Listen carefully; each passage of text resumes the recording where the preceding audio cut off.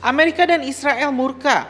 ASEAN dan Indonesia sepakat kirim pasukan perdamaian di bawah bendera PBB ke Gaza, Palestina.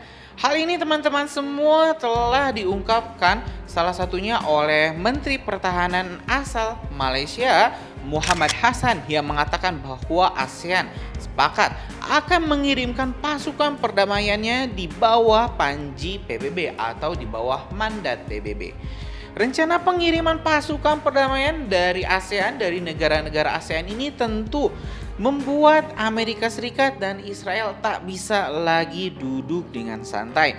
Lantaran jika benar negara-negara ASEAN mengirimkan pasukan perdamaiannya ke Gaza, Israel tak bisa lagi semena-mena menjalankan agresi militernya dikarenakan ada banyak negara-negara yang mengirimkan pasukan perdamaian atau peacekeeper-nya di sana, dan tentu teman-teman semua ini akan sangat membatasi ruang gerak Israel untuk melancarkan serangan-serangan terhadap rakyat sipil Palestina. Lalu muncul pertanyaan, bagaimana dengan sikap Indonesia? Apakah Indonesia juga akan bergabung dengan ASEAN mengirimkan pasukan perdamaiannya atau tidak? Nah teman-teman semua, hal ini kita dapat informasinya salah satunya dari bisnis.com di kabar 24 di artikel yang berjudul Menlu Retno ungkap syarat Indonesia kirim pasukan perdamaian ke Gaza. Nah di sini teman-teman semua ya, di artikel ini Menlu Retno tidak menampik ya, tidak menampik bahwa Indonesia ingin sekali mengirimkan pasukan perdamaiannya ke Gaza. Poin pertamanya di sini teman-teman, Menlu Retno ya, dan Indonesia tidak takut sama sekali terhadap Israel ataupun Amerika. Jadi Indonesia tidak takut mengirimkan pasukan perdamaiannya ke Gaza, peacekeeper-nya ke Gaza, walaupun misalnya pasti akan mendapatkan kecaman dari negara-negara pendukung Israel. Dan yang kedua teman-teman semua, ini sudah diatur oleh undang-undang, oleh konstitusi Indonesia bahwa Indonesia sampai hari kiamat akan menolak dengan tegas, dengan keras semua bentuk penjajahan di muka bumi, dan penjajahan di atas dunia ini harus dihapuskan.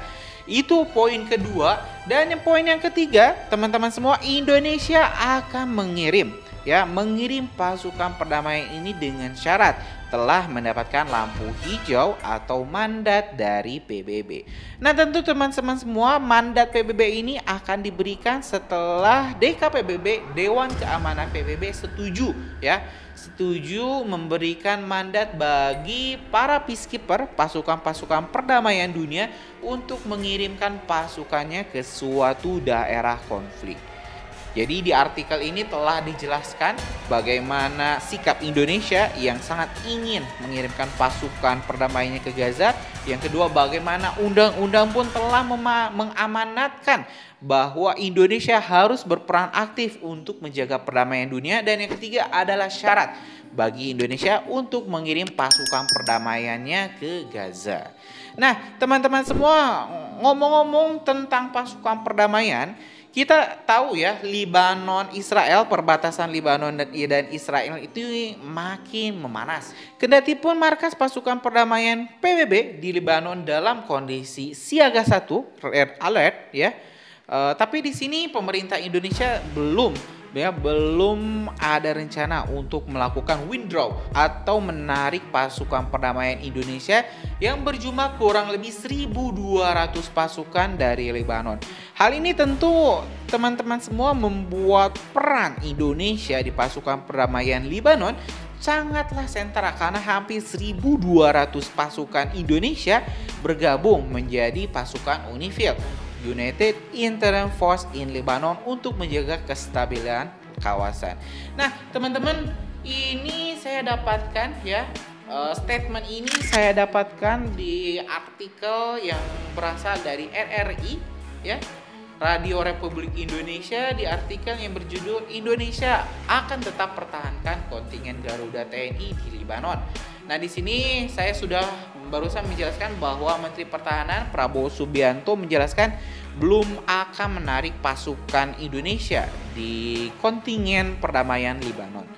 Nah, teman-teman semua, ada juga muncul sebuah wacana baru atau rencana baru dari Kementerian Luar Negeri.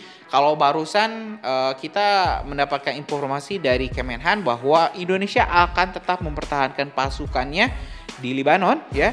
Dan selanjutnya di sini kita juga dapat informasi bahwa Menteri Luar Negeri, Kementerian Luar Negeri telah menyiapkan rencana kontingen untuk pasukan RI di Lebanon. Nah, beberapa rencana ini teman-teman semua, saya akan mencoba merangkumnya, ya. Di sini Kementerian Luar Negeri menjelaskan bahwa sudah ada beberapa skenario-skenario untuk menghadapi kondisi-kondisi terburuk, ya. Yang pertama adalah jika red alert ini atau lampu merah ini, ya, siaga 1 ini berubah menjadi black alert, ya, peringatan yang paling buruk, di mana pasukan perdamaian ini akan ditarik. Nah, apa yang terjadi? Skenarionya di sini adalah pasukan Indonesia yang 1.200 ini akan melakukan evakuasi total bersama para WNI Indonesia yang berada di Lebanon. Kurang lebih ada 220 WNI Indonesia yang berada di Lebanon. Nah, di sini teman-teman semua, skenarionya jika terjadi black alert, pasukan itu akan langsung mundur ke Sirpus atau ke Beirut, ke ibu kota Lebanon. Sedangkan skenario yang lain adalah jika misalnya mandat DKPBB turun, ya. Jika mandat DKPBB turun, bisa jadi pasukan perdamaian ini bukannya ditarik ke belakang, tapi malah akan diperintahkan untuk maju ke medan tempur, ya, yaitu ke jalur Gaza.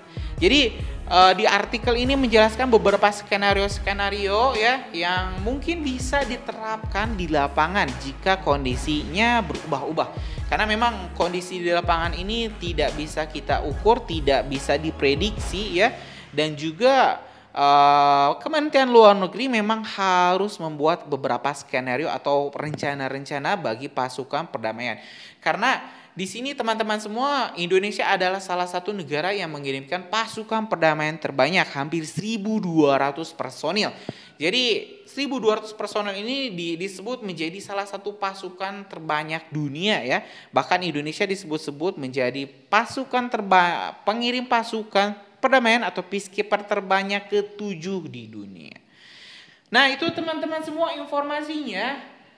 Kesimpulan dari informasi kita hari ini bahwa yang pertama, ya, Indonesia sepakat dengan para menteri pertahanan ASEAN untuk mengirimkan pasukan perdamaiannya ke jalur Gaza dengan syarat telah mendapatkan lampu hijau atau mandat dari PBB dengan tentu persetujuan dari Dewan Keamanan PBB. Yang kedua, kita di sini akan terus mempertahankan kontingen peacekeeper kita di Lebanon, di UNIFIL, ya, yang telah dijelaskan oleh Menteri Pertahanan kita, Bapak Prabowo Subianto, Menhan Prabowo Subianto. Dan selanjutnya yang terakhir, teman-teman semua, di sini Kementerian Luar Negeri juga telah menyiapkan beberapa skenario-skenario untuk menghadapi kondisi-kondisi terburuk. Apakah itu evakuasi total ataukah bahkan kita akan ditugaskan langsung ke jalur Gaza, pasukan kita akan ditugaskan langsung ke jalur Gaza untuk menstabilkan kondisi keamanan di Gaza. Oke, itu saja teman-teman informasi menarik kita hari ini. Jangan lewatkan update menarik lainnya di Subprime Detektor dengan subscribe dan nyalakan lonceng notifikasinya. Kita lanjut di video selanjutnya. Assalamualaikum warahmatullahi wabarakatuh.